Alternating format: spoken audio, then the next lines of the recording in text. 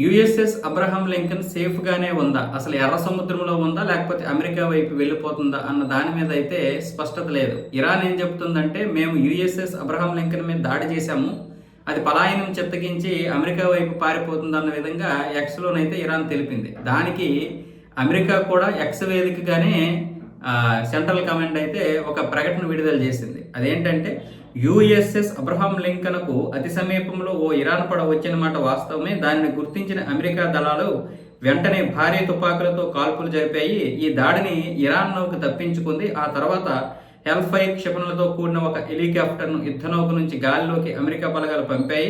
అది ప్రయోగించిన 2 క్షిపణులు ఇరాన్ నౌకను తాకాయి. యుఎస్ఎస్ అబ్రహాం లింకన్ సేఫ్గానే ఉంది అన్న విధంగా మాట్లాడుతుంది. అయితే అమెరికా ఇది మొదటిసారి ఏం కాదు. ఇంతకుముందు కూడా ఈ యుఎస్ఎస్ జెరాల్డ్ ఆర్ ఫోర్డ్ మీద దాడి చేసినప్పుడు కూడా ఇరాన్ దాడి చేయలేదని చెప్పారు. అయితే టెక్నికల్ సమస్యలతోనే అక్కడ అది మంటలు అంటుకున్నాయని చెప్పారు.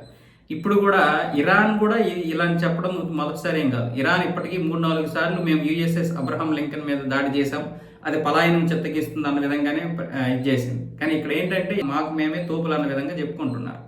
అయితే అబ్రహాం లింకన్ అయితే ఎర్ర సముద్రం దాటి అయితే వెళ్ళలేదు, అదైతే అక్కడే ఉంది. కాకపోతే కొంత క్షిపణ దాడి అయితే జరిగినట్లుగా చెప్తున్నారు. కానీ క్షిపణ దాడి జరగడానికి మరి అంత డొల్ల వ్యవస్థ ఉందా అమెరికా దగ్గర అంటే, మరి ఈ యుద్ధంలో చాలా వరకు అమెరికా యొక్క లోపాలు అయితే స్పష్టంగా కనిపిస్తున్నాయి. ఆ విషయంలో అమెరికా సైన్యం కూడా కొంచెం బలహీనంగానే కనిపిస్తుంది. అంటే మనలో ఇంత బలహీనత ఉందా, ఇన్ని లోపాలు ఉన్నాయా అన్న విధంగా పెంటగాంలో కూడా ఈ విషయం గురించి చర్చలు జరుగుతున్నాయి.